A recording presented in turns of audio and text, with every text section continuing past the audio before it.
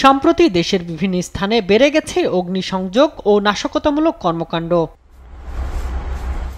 রোববার ভোররাতে সাভারের ফুলবাড়িয়া বাস স্ট্যান্ড এলাকায় ঢাকা আরিচা মহাসড়কের পাশে দাঁড় করিয়ে রাখা ইতিহাস পরিবহনের একটি বাসে অগ্নিসংযোগ করে দুর্বৃত্তরা। খবর পেয়ে ফায়ার সার্ভিসের 2টি ইউনিট দ্রুত ঘটনাস্থলে গিয়ে আগুন নিয়ন্ত্রণে আনে। আমরা দেখছি যে দুর্বৃত্তকারীরা কারা এটা ফাইন্ড আউট করছি আমরা, কারণ এখানে অনেকগুলো ইস্যু থাকতে পারে। সেই ইস্যুগুলো আমরা সমস্ত ইস্যুগুলো দেখছি, যাচাই করছি। আমরা ওসিরে তাদেরকে শনাক্ত করে ধরে ফেলবো আশা করছি। গাজীপুরে শ্রীপুরের বারুতপা বাজারের গ্রামীণ ব্যাংকের মাওনা শ্রীপুর শাখায় মধ্যরাতে 2টি পেট্রোল বোমা নিক্ষেপের ঘটনা ঘটে। এতে প্রতিষ্ঠানের সাইনবোর্ডটি পুড়ে গেলেও অন্য কোনো ক্ষয়ক্ষতি হয়নি বলে জানায় কর্তৃপক্ষ।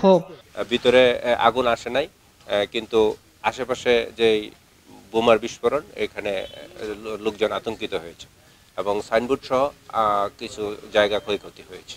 পেট্রোল বোমা মারা হয়েছে বাইরে এবং গেটের সামনে 2টা 3টা। রাত 8টার দিকে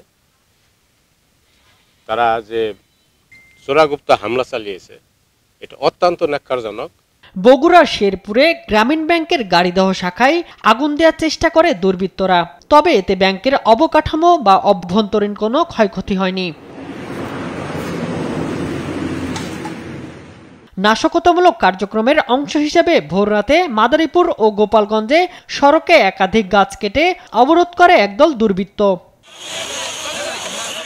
আইন শৃঙ্খলা রক্ষাকারী বাহিনীর পক্ষ থেকে বলা হচ্ছে, অগ্নিসন্ত্রাস প্রতিরোধ ও নাশকতাকারীদের দমনে পুলিশ কঠোর অবস্থানে রয়েছে। সারা দেশে বিশেষ অভিযানে প্রতিদিন 1000-এরও বেশি চিহ্নিত অপরাধী গ্রেপ্তার করা হচ্ছে।